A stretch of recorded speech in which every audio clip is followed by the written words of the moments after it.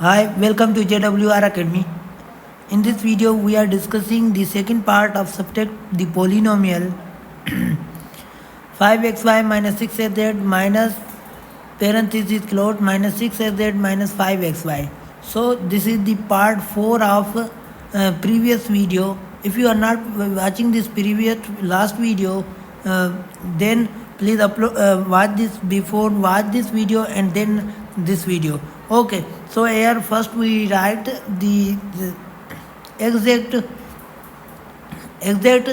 this first term. Okay, exact this first term here 5xy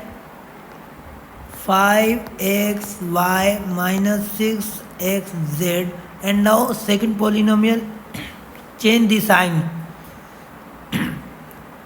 minus into minus plus, okay, plus 6xz, and minus into minus plus 5xy, okay, and now combine like term 5xy this and 5xy this,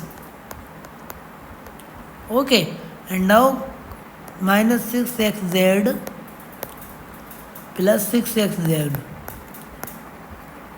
this step is complete.